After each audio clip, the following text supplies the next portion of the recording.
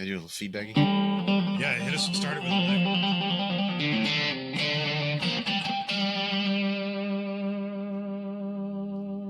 Yeah, baby. Hey, everybody. I'm Mark Caples. I'm Todd Roth. And we're in the Leadership Knox studio where we're doing some cool new stuff. And months ago, me and Todd dreamed up this little project. So my father-in-law acquired a counterfeit Fender custom shop Strat. And it had problems. I think it didn't play. The capacitor on the tone knob, I'm pretty sure, was wired in backwards. And so it had this real weird wow problem when you tried to actually plug it in and play it. So it was unplayable. Yes. Unplayable. I mean, it wasn't just the wiring. There was actually some mechanical issues with it that rendered it completely. It was bad. It was a couple chunks of wood and some wires, and that's all the resemblance it had to a guitar. The nut wasn't even in the right spot. It was crooked and weird. It was a strange acquisition, and I would suggest that now I don't know how he came to be in possession of this particular instrument, but I feel like alcohol was involved. I'm assuming he found and Marketplace on Fender on Facebook Marketplace. Yeah, and it was like $200, and he was like, "Man, it's a steal for a custom shop," and so he picked it up. And if something seems too good to be true, it probably is. Yeah. So he took it to me, and I was like, "Oh yeah, this is counterfeit, dude. This isn't even a good one." Yeah. When we pulled the pick guard off, I texted Mark and I said, "There's nothing in here that suggests this guitar has ever seen a Fender." Yeah. And so the only thing original to this is the body, which is probably not an original Fender body. No, it is not. I can tell you that, is that unequivocally. The swimming pool route? No, I feel like it had a couple big routes in it. I don't think it was a swimming pool. However, the neck pocket is too wide. I'm not sure what wood this is, but it's not something Fender uses. It's just a guitar body. Yeah. From that particular project, the original guitar, I did use the bridge. The saddles are actually Fender. So I'll give it that. So whoever originally put this parts caster together had some Fender parts and had access to some Fender bits and some other bits that looked like Fender. So I used the output jack plate. It's not the original output jack. I used the bridge and the saddles, because the saddles are actually Fender. And then boiled the strings and put them back on. I did not do that. Bass players boil strings. Guitar players should not. So I found a guitar with a similar body and a picture online that I was like, I like that guitar. I want to try to replicate that. So I ordered a dark flame maple neck that I just fell in love with from the UK, a little place called Guitar Anatomy. So this would be a roasted flame maple neck. So in the roasting process, they get most of the moisture out of it. So this thing's going to be stable for a very long time. It feels really slick. I don't know what the finish is other than just a satin, but it feels really good. It's super slippery. A lot of times with the high gloss finish from some of the Fender products, I feel like I stick to it because there's no air gaps. I don't know if you've seen what Dean Zielinski's doing with his... Oh, I love what Dean Zielinski's doing. So they're putting these textures into the back of their necks. So that air translates to a loss of friction. It's not something you necessarily want when you're driving, but when you're playing guitar, it's not a bad thing. Yeah. So, and I know very few people who are into high gloss necks. So, and usually generally it's for aesthetic purposes. It's not necessarily for player purposes, but I find that my hand kind of grabs when I'm playing a high gloss neck. So this is very comfortable, and I did not modify this at all. A lot of times I get a neck in, I'll have to, from an aftermarket company, I'll have to shave it, reshape it, and then I'll sand it down to like 10,000 grit, as a mechanical polish, as opposed to a lacquer clear or something like that. So I also picked up some actual Fender machine heads to put on it. Yes. We got the ones with the relic nickel or light relic, I think is what they call these. And, to Fender's credit, one of these was roached right out of the box. It just didn't work. And I emailed Fender and they sent me a whole brand new set. Yeah, and I've talked about the qualms that I have with Fender right now with my Fender Acoustasonic privately with Todd, but we haven't aired that dirty laundry out on YouTube just yet. But we will when I get my Acoustasonic back. We'll talk all about it. So moving on, the pick guard I got from 920D. It's loaded with Texas Vintage, which is like their version of the Texas Specials. And if you're not a guitar nerd and you're watching this channel, what that means is they're using materials that would be sourced with similar properties as vintage Fender parts, and then the coils will be wound to a similar wind count as you would have in a vintage Fender. Mint green, because that's what was on that picture that we were trying to replicate. And I think that pretty much wraps it up. From there, getting on Todd's waiting list is a challenge all on its own. But he's a very talented artisan who's in high demand. And I'm ready to move on to the next one. We got big plans, so stay tuned. Todd, play us something.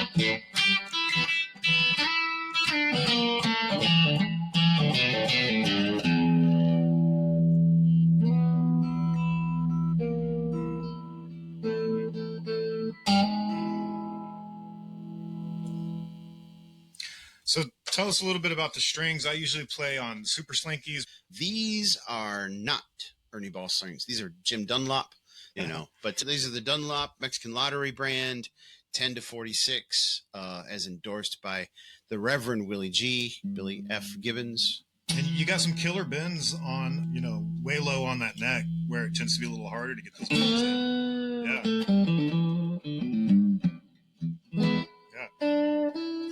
Tell us a little bit about the different tones that we're getting when we manipulate that. So if you're new to Stratocasters, this is a 5-way switch, which if it hadn't been for Jimi Hendrix, it would have taken many more years to get a 5-way switch out of Fender. He would break the 3-way toggle. My uncle bends them over at a 90-degree angle. Yeah, because a lot of folks will catch it when they're strumming. So getting it out of the way is a thing. I mean, there's a lot of innovations that Leo did when he came up with the Stratocaster, and ergonomics was a big thing. If you look, and this stuff has all been covered out there, but I can reach all the controls with my right hand in the middle of a strum. Yeah.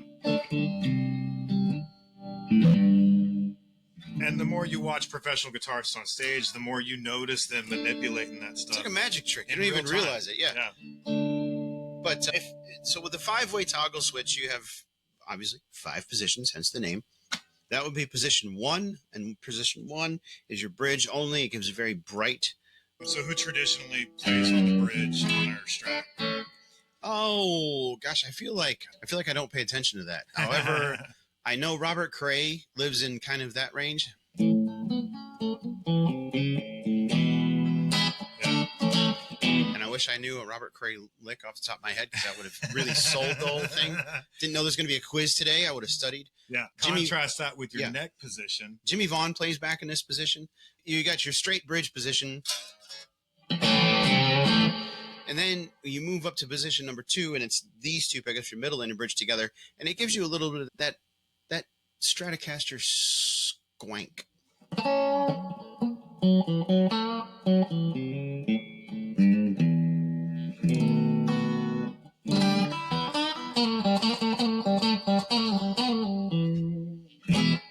So if you go to the neck position, now what we've done is we've moved to a pickup that's really in the middle of the string travel.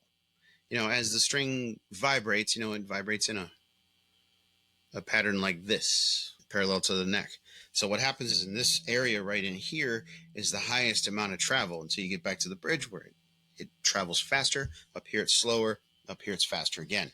Yeah, so up there at your neck is where you get people like John Mayer play on the neck a lot. Stevie Ray Vaughan played on the neck a lot. Jimi Hendrix played on the neck a lot. Oh yeah, so you can strum up here. Like you can go in the first position, and you can still get a different tone. But if you go to the neck position pickup,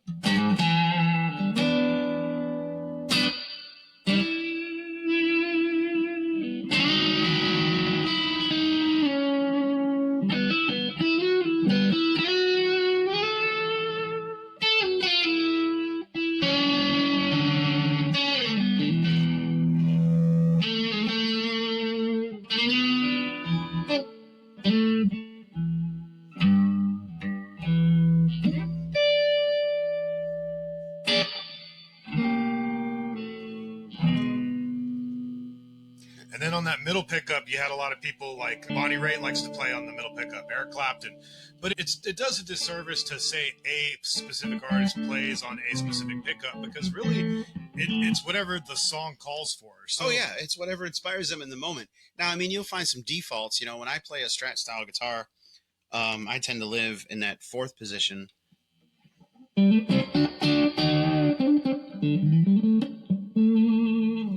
But I tend to also play fingerstyle a lot, so.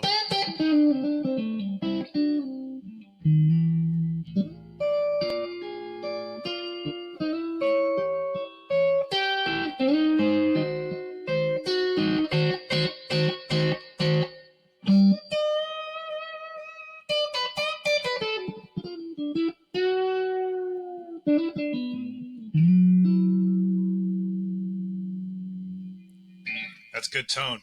We should mention that we are on a PV Delta Blues behind the curtain over here. Is that a 115 or a 210? 115. Get out of that amp. It's one of my favorite amps in the world. I own two 210s. One's good, one's not so good. Well, I think we pretty much beat this one to death. I appreciate you bringing it to me, man. Yeah, man. And not making me drive all the way to Bastrop. No, I wouldn't have done that. It's always a pleasure to have you in the studio. And let's get started on that next one. What do you say? Okay.